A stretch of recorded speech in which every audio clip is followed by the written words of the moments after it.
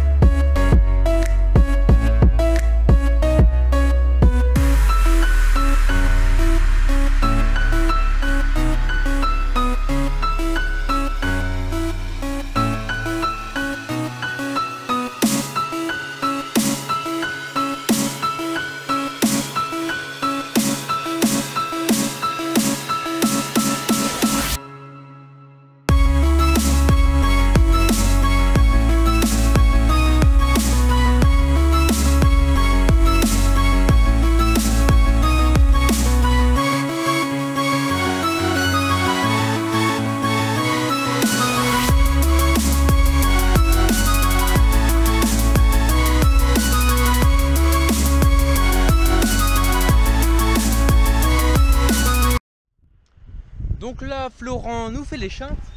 Donc le champ est bientôt fini. Là il y a d'une traite à peu près 5 hectares. Donc voilà. La profondeur, on est à peu près 25-30 cm. Et puis donc le colza, vraiment il a besoin d'avoir un guéret vraiment déjà très propre, parce que ça se fait facilement concurrencer par les adventices à un jeune stade. Après quand la graine de colza pousse et qu'elle produit beaucoup de feuilles, ça fait de la biomasse et il y a un certain stade où c'est étouffant. Mais dans les premiers stades du colza, il faut vraiment que le terrain soit propre. Donc comme ça, la charrue permet d'éviter de traiter avec des herbicides. Donc c'est un point de vue aussi écologique. Parce que la charrue, c'est un très bon désherbage mécanique. Aussi, ce qu'on cherche, c'est à récupérer et garder la fraîcheur. Parce que le colza a aussi besoin de pas mal de fraîcheur pour lever dans de bonnes conditions. Pour ne pas avoir à irriguer. C'est pareil, cette année ça a été un peu compliqué au niveau de l'irrigation. Selon les zones, il y avait des restrictions d'irrigation.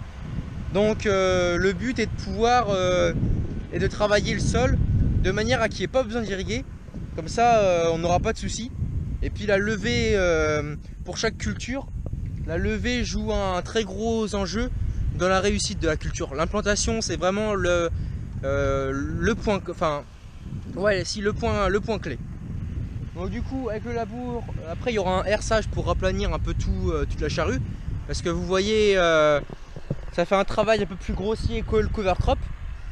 Donc voilà, il y aura un coup de herse rotative pour raplanir un peu de tout, et puis après le semis et puis le roulage pour enfermer l'humidité dans le sol. Donc on peut voir que comme il a plu, la terre est encore un petit peu humide. Donc ça, c'est bien. Après aussi, ce qu'on va chercher, c'est également à enfouir le fumier pour pas qu'il gêne le développement du colza, pour pas qu'il l'étouffe, parce que ça, comme c'est un fumier très pailleux, du coup ça peut étouffer le colza. Donc dans les premiers stades, pareil, une fois qu'il est développé, c'est bon. Donc du coup on va l'enfouir, et puis il va permettre de fertiliser le colza et de moins avoir à apporter d'azote.